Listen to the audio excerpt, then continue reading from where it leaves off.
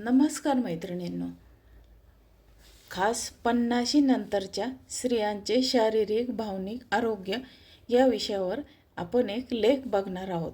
तर नमस्कार मैत्रिणींनो, मंजू न्यू क्रिएशनमध्ये तुमचे सर्वांचे स्वागत आहे. तर आज आपण 50 नंतरच्या स्त्रियांसाठी एक लेख पाहणार आहोत. आता 50 हा आकडा नाही, तो आयुष्यातील एक महत्त्वाचा टप्पा आहे. आता या वयात स्त्रीने अनेक भूमिका निभावलेल्या असतात. आई, पत्नी, सून, मैत्रीण, कधी स्वतःला विसरून सगळ्यांसाठी जगलेली एक व्यक्ती. पण 50 नंतर शरीरात होणारे बदल, हार्मोनल बदल, थकवा, झोपेचा अभाव आणि भावनिक चढउतार हे सगळं तिच्या मनावर आणि शरीरावर परिणाम करू लागतात. तर आता या टप्प्यावर स्त्रीला जास्त गरज असते ती समजून घेण्याची, आधाराची आणि स्वतःकडे पुन्हा एकदा पाहण्याची. आता हा लेख 50 नंतरच्या स्त्रियांच्या भावनिक आणि शारीरिक प्रवासाला समजून घेण्यासाठी आणि सकारात्मक मार्ग दाखवण्यासाठी खास 50 नंतरच्या स्त्रियांसाठी हा विषय घेऊन एक लेख लिहावा असं मला मनापासून वाटलं. पण हा लेख खूप मोठा झाला असता म्हणून मी हा लेख 2 भागांमध्ये तयार केलेला आहे. तर सर्व मैत्रिणींनी या लेखाचे दोन्हीही भाग जरूर पाहावे किंवा ऐकावे ही सर्वांना माझी सर्व मैत्रिणींना नम्र विनंती आहे. तर आता आपण सुरुवात करूया. आता त्यामुळे आत्ता मी जे काही सांगणार आहे त्याच्याशी खूप मैत्रिणी रिलेट करतात, कारण हे कुठल्याही प्रकारचं लेक्चर नाही आहे किंवा हे करा आणि ते करू नका अशी लिस्टसुद्धा नाही आहे. मी काही अशा मुद्द्यांवर बोलणार आहे की जे तुमच्या पण मनात आहेत. आता शेवटचा मुद्दा तर सगळ्यात महत्त्वाचा आहे, त्यामुळे व्हिडिओ शेवटपर्यंत नक्की बघा. आता 50 नंतर पहिली गोष्ट ही होते ती म्हणजे बऱ्याच वेळा सगळे काम आवरल्यावर हातात चहाचा कप घेऊन आपण खिडकी किंवा बाल्कनीत येऊन बसतो आणि शांतपणे बसल्यावर अचानक जाणवतं की आता मी पोरगी राहिली नाही आहे. घर तसंच आहे, घरातली माणसंसुद्धा तीच आहेत. तरीसुद्धा कुठेतरी एक प्रश्न उभा राहतो की आपलं आयुष्य, पुढचं आयुष्य कसं असणार आहे, या सगळ्यामध्ये मी कुठे असेल. आणि हा प्रश्न भीतीमुळे नसतो तर मनातल्या विचारांमुळे असतो. आता एका जाणिवेमुळे असतो. म्हणजे बघा, गेली 25 ते 30 वर्ष आपण एका शर्यतीत जसं काही धावत होतो, मुलांची शाळा, नवऱ्याचा डब्बा, सासू सासऱ्यांचे आजारपण, सणवार, नातेवाईक यातच गेले. कधी स्वतःला याच्यातच ते 20 ते 25 वर्ष निघून गेले. पण कधी स्वतःचा विचार करायला वेळच मिळाला नाही. आता मुलं आपल्या आयुष्यात स्थिर झाली आहेत किंवा शिक्षणासाठी बाहेर गेली आहेत. घरात एक प्रकारची शांतता आली आहे. आता जबाबदाऱ्या कमी होत आहेत. पण आता जो वेळ मिळतोय तो कसा वापरायचा याविषयी आपली काही तयारी नाही. मनात कुठेतरी एक भीती पण असते की माझं वय झालं आहे का, आता माझं आयुष्य संपत आले का. तर अजिबात नाही. मी तर म्हणते खरं आयुष्य तर आता सुरू झालं आहे. तुम्ही असा विचार करा. आता आपण यामध्ये काही मुद्दे बघणार आहोत. त्यामध्ये पहिला मुद्दा बघा. आता हा पहिला मुद्दा, आत्तापर्यंत आपण इतरांसाठी जगत होतो आणि आता यानंतर स्वतःसाठी जगायची वेळ आली आहे. एक गोष्ट आपण मनातून काढून टाकायची की 50 आली म्हणजे मनात कुठेतरी एक भीती पण असते की माझं वय झालं आहे का, आता आयुष्य संपत आलं आहे का. तर अजिबात नाही. मी तर म्हणते खरं आयुष्य तर आता सुरू झालं आहे. तुम्ही असा विचार करा. आता हे वाक्य माझ्याकडून डबल झालेलं आहे. आता दुसरा पॉईंट बघूया आपण. आता दुसरा पॉईंट म्हणजे सगळ्यात आधी ना एक गोष्ट आपण मनातून काढून टाकायची की 50 आली म्हणजे आपण म्हातारे झालो.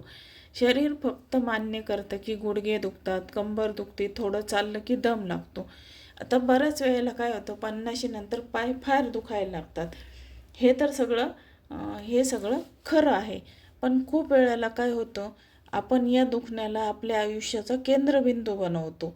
मला आता काहीच जमणार नाही हा विचार आधी मनात येतो आणि मग शरीरात चढ उतार होतात. आता हा निसर्गाचा नियमच आहे. आता मशीन जुनं झालं की त्याचे पार्ट थोडे आवाज करणारच, पण म्हणून आपण ते मशीन वापरणं बंद करतो का? नाही ना. त्याची जास्त काळजी घेतो, जास्त ऑइलिंग करतो. तसंच आहे आता आपल्या शरीराचं काही जणींना मेनोपॉज हा 40व्या वर्षी येतो. या काळामध्ये थोडासा त्रास होतो आणि काहींना 50मध्ये मेनोपॉज होतो. या काळातून आपण जातो तेव्हा नॉर्मल चेंजेसमुळं बरेच जणींना हा त्रास होतो. चिडचिड होणे, अचानक गरम होत असते, त्रास होतो आणि आपल्या घरच्यांना, अगदी नवऱ्याला आणि मुलांनासुद्धा हे समजत नाही. त्यांना वाटतं की हिला अचानक काय झालं. अशा वेळी आपणच स्वतःला समजून घ्यायचं असतं. दुसऱ्यांनी आपली काळजी घ्यावी ही अपेक्षा ठेवायचीच नाही. आपली तब्येत, आपली जबाबदारी. जरा कुठं दुखलं की अंगावर काढायचं नाही, डॉक्टरांकडे जायचं.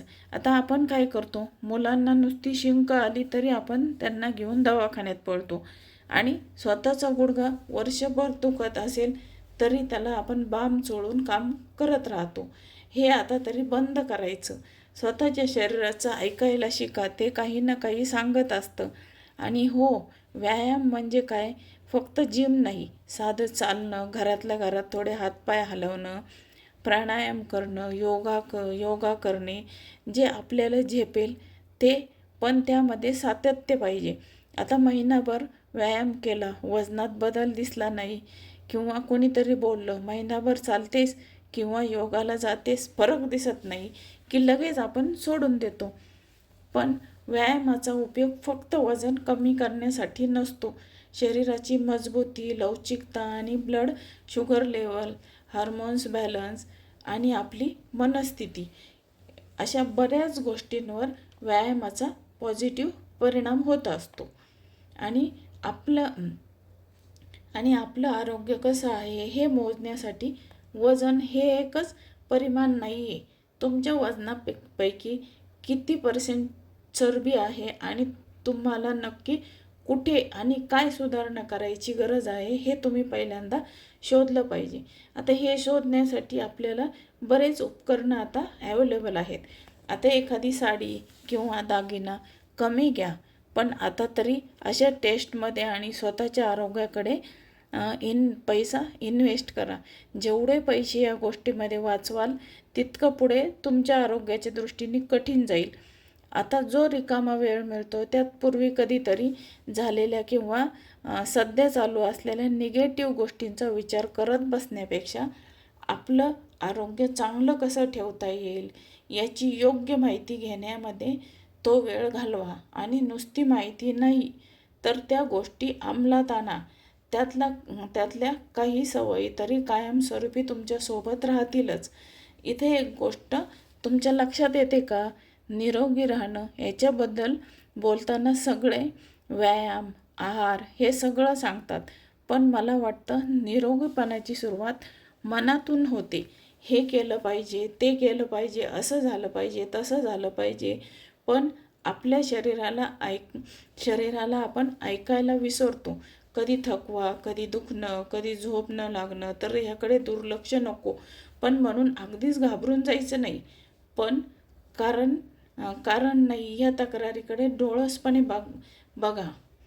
घाबरून जायचं कारण नाही. या तक्रारीकडे तुम्ही डोळसपणे बघा, माहिती घ्या आणि उपाय करून पुढच्या प्रवासाला लागा. आता आपण बघूया तिसरी गोष्ट म्हणजे आपला आहार. इथे ओघाने जेवढे येईल तेवढे मी बोलणार आहे. आता आरोग्याबाबत बोलायचं तर आहार हा मुद्दा बाजूला ठेवून चालत नाही. आता 50 नंतर शरीर आहाराविषयी खूप सेन्सिटिव्ह होतं. आधी कधी काळी काहीही खाल्लं तरी चालायचं, ते आता चालेल असं नाही. थोडं पोट कधी जड वाटतं, कधी ॲसिडिटी होते आणि काही खाल्लं नाही तरीही थकवा येतो. हे शरीर बिघडण्याचं लक्षण नाही आहे, तर आपल्या शरीरात आता हळूहळू दिशा बदलतात. एवढंच या वयानंतरचा आहार बदलतात याचं लक्षण आहे. एवढंच या वयानंतरचा आहार पोट भरायचा नाही तर शरीर सांभाळायला घ्यायचा नाही आहे. कारण मी त्यातली एक्सपर्ट नाही, पण तरीसुद्धा एक जनरल काय खावं काय टाळावं या गोष्टी लक्षात ठेवायला लागतात. यामुळे आता शरीराला कमी पण पौष्टिक खाल्लं पाहिजे. आयुष्यभर चालवलेल्या खाण्यापिण्याच्या सवयी अचानक 40 नंतर 50 नंतर बदलणे शक्य नसतं. पण आहे त्याचमध्ये छोटे छोटे बदल आपण नक्कीच करू शकतो. आता आपण पुढे आयुष्यभर फॉलो करू शकतो असे नियम बनवा आणि एका वेळीस एकच छोटी सवय बदला. ती सवय आपल्या रुटीनमध्ये आली की मगच दुसरी गोष्ट त्यामध्ये ॲड करा.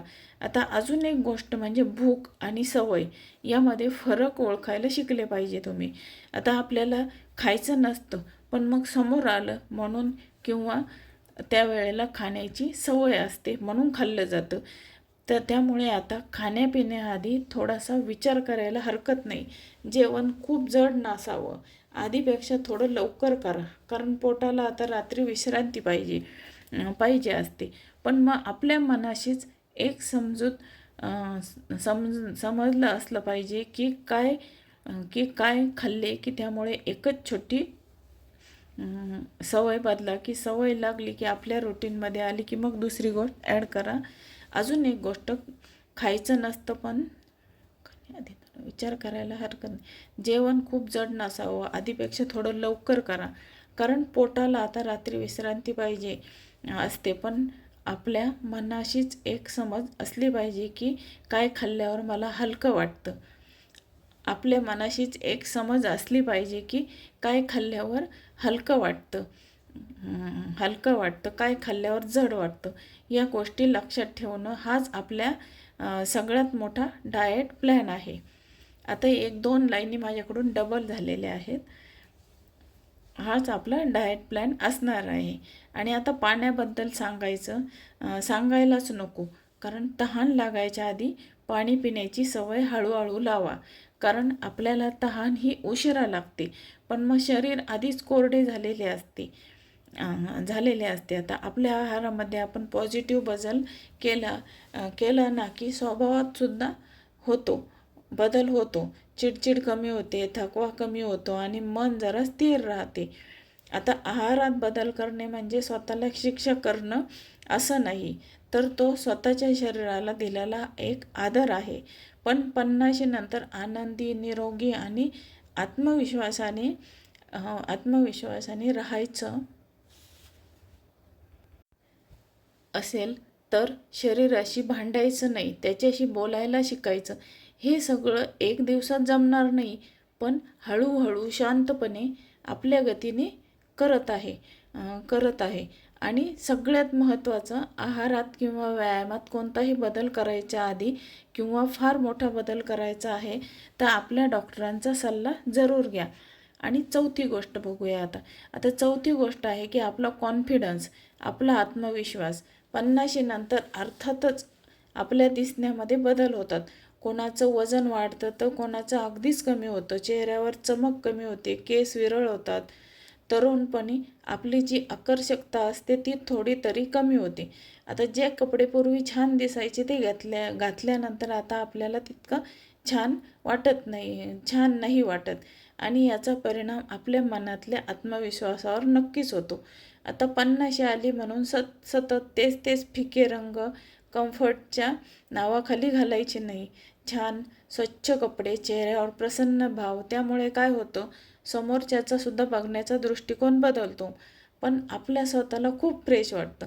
आता समोरच्या व्यक्तीच्या मनातल्या आत्मविश्वासावर घाबरण्याची नक्कीच गरज नाही. छान स्वच्छ कपडे, चेहऱ्यावर प्रसन्न भाव यामुळे काय होतं, समोरच्याचं बघण्याचा दृष्टिकोन तर बदलतोच, पण आपल्याला स्वतःला फ्रेश वाटतं. तुम्हाला ड्रेस आवडतो तर ड्रेस वापरा, साडी आवडते तर साडी वापरा, ज्यामध्ये तुम्हाला मोकळा श्वास घेता येईल पण आणि आत्मविश्वासाने सुद्धा वावरता येईल असे कपडे वापरायला शिका. आता आपल्याला हालचाल करायला, काम करायला सोपं जावं इतपत कपडे सैल असावेत, पण ते इतके सुद्धा सैल नसावेत की त्यातून शरीराचा आकार दिसून येईल. आता वयानुसार योग्य ते स्किन केअर आणि शरीराची पण केअर करायला शिका. आता आपण एवढं या भागामध्ये बघूया. आता हा भाग भरपूर मोठा झालेला आहे. आता या लेखाचा उर्वरित भाग आपण आता नंतरच्या भाग 2मध्ये पाहूया. आता मैत्रिणींनो, तुम्हाला जर हा लेख आवडला तर जरूर तुमच्या मैत्रिणींना पण शेअर करा आणि माझ्या चॅनलला शेअर आणि सबस्क्राईब जरूर करा. आणि आता भेटूया आपण पुढील भागामध्ये. तोपर्यंत सर्वांना शुभ दिवस. तर आता तुम्हाला जर हा भाग आवडला तर मला नक्की कमेंटमध्ये सांगा आणि आपण दुसरा भाग नंतर लवकरच अपलोड करूया. धन्यवाद.